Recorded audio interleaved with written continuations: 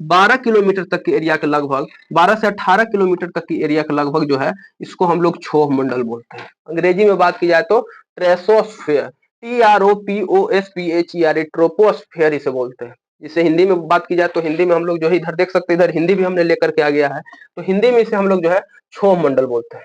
हिंदी में क्या बोलते हैं? हिंदी में बोलते हैं हम लोग क्षोभ मंडल, क्षोभ मंडल। तो हिंदी और इंग्लिश दोनों नाम को एक साथ इसमें रट लेना, क्षोभ मंडल बोलते हैं।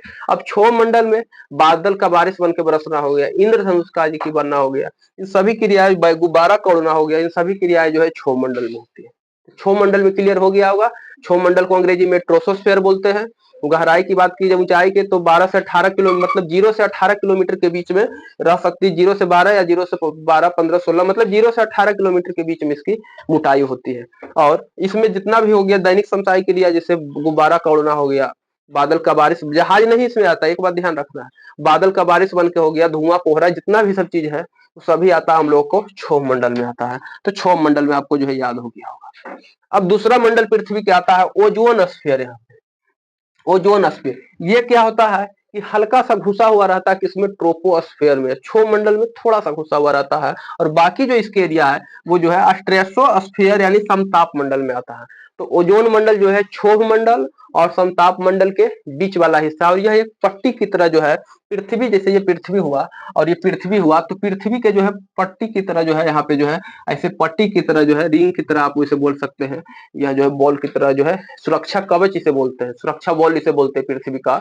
इसी से आने वाले जो है सूर्य के हानिकारक पराबैंगनी किरण जो है खत्म हो जाती है इसी से टकरा करके। O3 ऑक्सीजन के 3 परमाणु के, और इसकी गंध सड़ी मछली की तरह होती है, और यह होती है कौन? ओजोन इसका नाम है। और इसकी गहराई की बात की जाए तो ये होती है 15 से 18 किलोमीटर के बीच में होती है। 15 से 35 किलोमीटर के बीच में इसकी जो है गहराई, ऊंचाई होती है। इसकी ऊंचाई 15 से 35 किलोमीटर के बीच में होती है।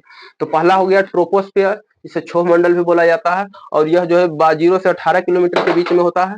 और दूसरा हो गया ओजोन स्फीयर, जो 15 से 35 किलोमीटर के बीच में होता है, और यह जो है हल्का सा भाग क्षोभ मंडल में होता है, बाकी सभी भाग इसका जो है समताप मंडल में होता है। समताप मंडल की बात की जाए तो यह 11 से 50 किलोमीटर, मतलब जहां से क्षोभ मंडल खत्म हुआ वहां से लेकर के 50 किलोमीटर तक के एरिया को हम लोग जो है समताप मंडल बोलते हैं।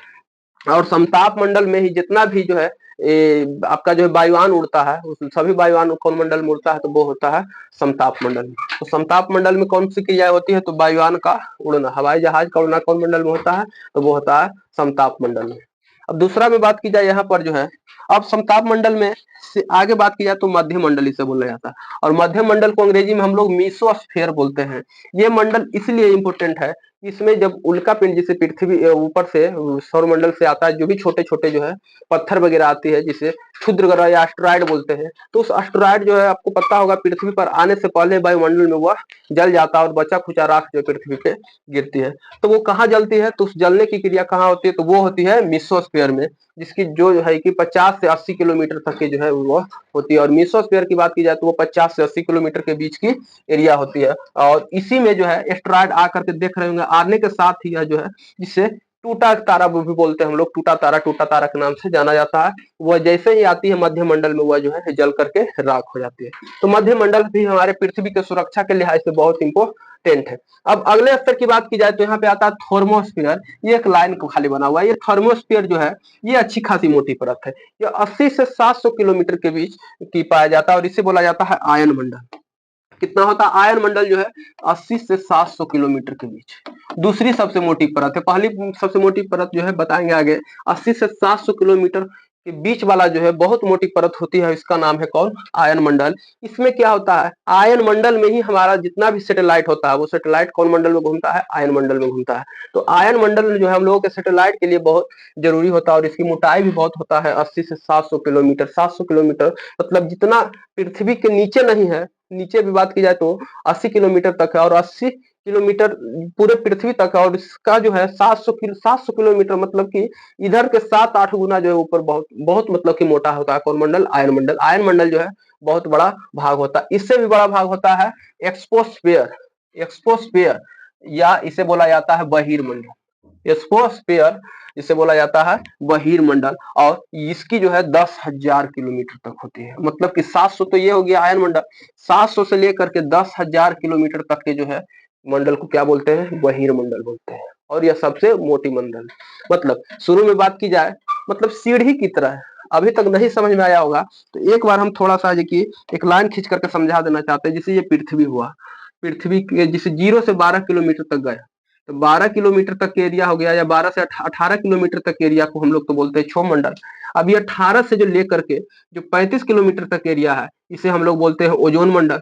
और इस 35 से लेकर के 50 किलोमीटर, मतलब इस प्रकार के सीढ़ी की आकृति से भाग बाय भाग, इतना भाग इसका है, इतना भाग इसका है, भाग बाय भाग करके जो है, तो सबसे मोटा भाग कौन है? तो सबसे मोटा भाग बहिर्मंडल है। उससे भी हल्का कम मोटा, मतलब उससे हल्का छोटा मोटा भाग कौन है? तो वो है आयन मंडल हो जाएगा। और सबसे पतला भाग कौन है? तो यहाँ पे क्षोभ मंडल, जो है केवल 12 से 18 किलोमीटर तक की मोटाई में यह बना हुआ है। यहाँ पर आप देखे होंगे एक कार्बन लाइन के बारे में चर्चा किया गया है। ये कार्बन लाइन, ये व्हाइट कलर की पट्टी, ये क्या करता है?